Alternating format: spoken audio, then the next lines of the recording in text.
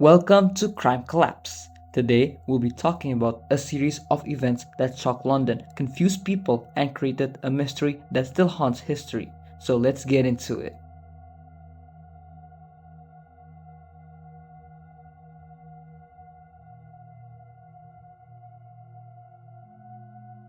In the late 1800s, London East End was a hard place to live.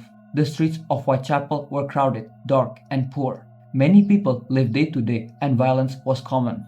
Because of this, when women began dying in the area, police were unsure if the crimes were connected or just part of everyday street danger. Between 1888 and 1891, police listed 11 murders in Whitechapel. They called them the Whitechapel murders. Over time, investigators noticed that 5 of these cases stood out. These 5 shared the same pattern, the same timing, and the same level of cruelty. These victims later became known as the Conical Five. Most experts believe these 5 were killed by one unknown person.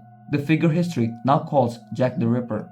The first widely accepted victim was Mary Ann Nichols. Early in the morning of August 31st, 1888, her body was found lying on a quiet street called Bucks Row. She had been last seen walking alone about an hour earlier. Her injuries showed clear intent. Her neck had been deeply cut, and her lower body had been badly damaged. Police believe the attack happened quickly and silently. There were no signs of a struggle, which suggested the killer acted with confidence. 1 week later, on September 8, another body was discovered. Annie Chapman was found in the backyard of a house on Hanbury Street. Like the first victim, her neck had been cut, but this time the scene was far worse. Her body showed careful, deliberate damage, and some internal parts were missing. An eyewitness later said Annie had been seen that morning speaking calmly with a man near the yard entrance. He looked ordinary, nothing about him stood out. That made the fear worse. On September 30th, 2 murders happened in the same night. This became known as the double event. The first victim, Elizabeth Stride. Her body was found just after 1 a.m. in a small yard off Burner Street. She had one deep cut across her neck, but her body showed no further damage. Because of this, police believe the attacker might have been interrupted before finishing what he intended to do.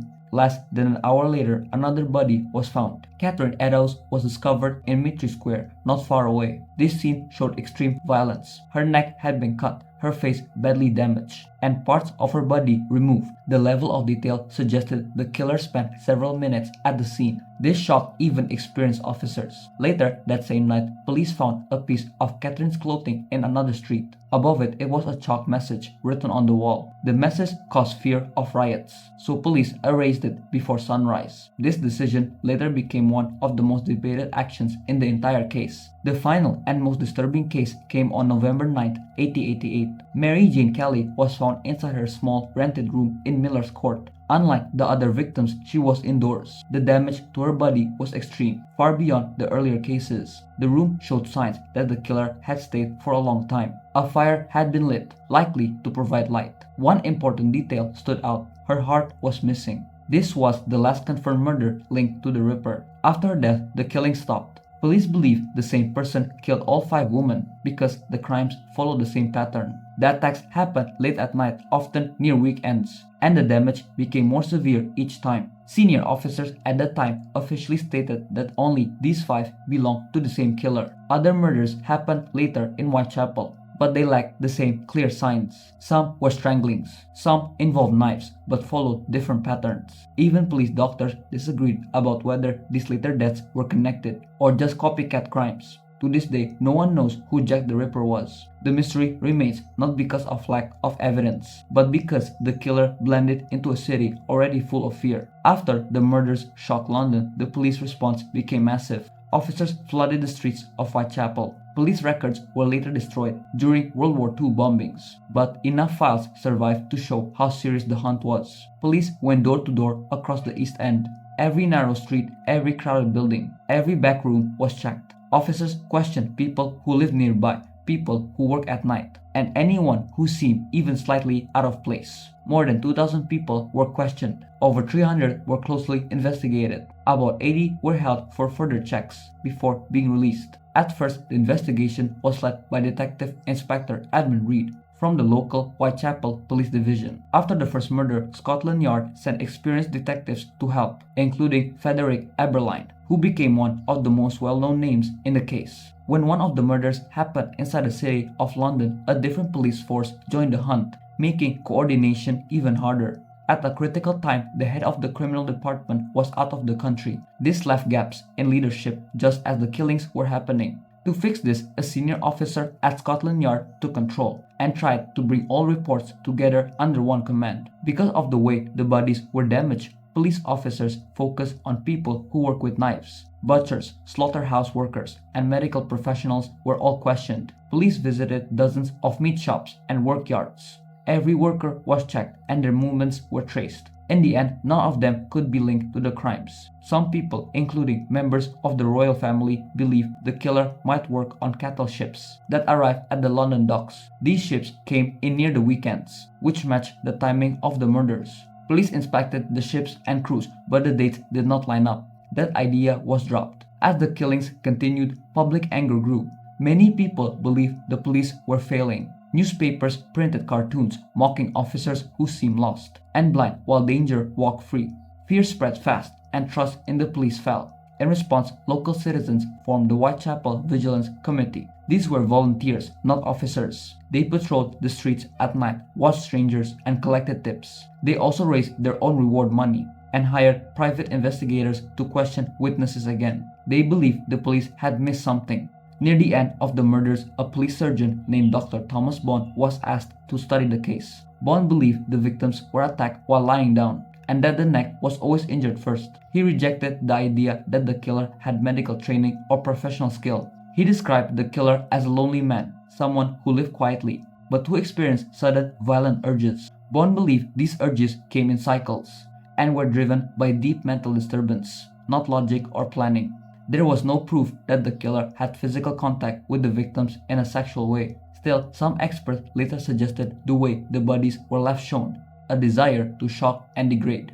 Others strongly disagreed, saying there was no solid evidence for that claim. Despite years of effort, rewards, patrols, profiles, and public pressure, the killer was never found. The case faded not because answers were discovered, but because time ran out, and the identity behind the Whitechapel murders disappeared into history. When people later studied the pattern of the murders, something stood out. Most of the killings happened near weekends or public holidays, and all of them took place within a very small area. Because of this, many believe the killer had a regular job and lived close by. He seemed to know the streets well and moved without drawing attention. Others believe the opposite.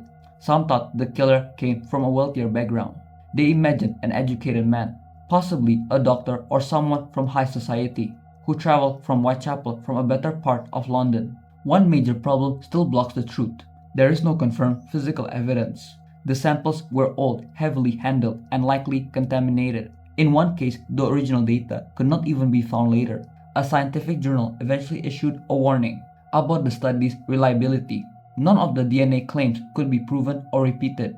After more than a century of debate, books, tests, and arguments, one truth remains unchanged. The real identity of Jack the Ripper was never discovered, and the mystery still refuses to close. As fear spread through Whitechapel, another strange part of the case began to grow. The police, newspapers, and evil local groups started receiving hundreds of letters about the murders. Some people claimed they wanted to help. Others offered wild ideas. Most of the letters were useless, and many were clearly fake. But some letters stood out. Many of them claimed to be written by the killer himself.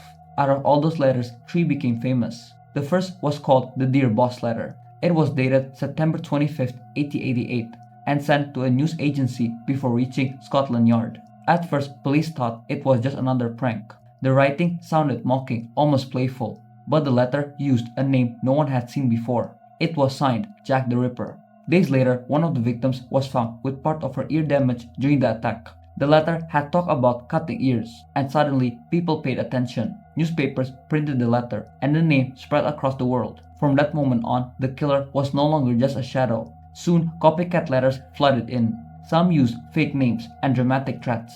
Most experts later agreed these were written by people chasing attention, not the real killer. Then came the Saucy Jackie postcard. It arrived on October 1, 1888. The handwriting looked very similar to the Dear Boss letter. The message mentioned 2 murders that happened close together and called it a double event.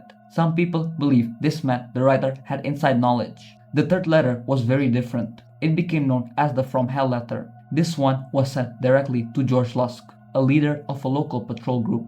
The writing was rough, badly spelled, and threatening. Inside the package was a small box. When it was opened, there was half of a human kidney preserved in liquid. One of the victims had lost a kidney during her attack. The letter claimed the writer had kept part of it and destroyed the rest. Some believed it was real. Others believed it was a sick joke meant to cause panic. Police were under pressure. Scotland Yard released copies of the letters to the public, hoping someone would recognize the handwriting.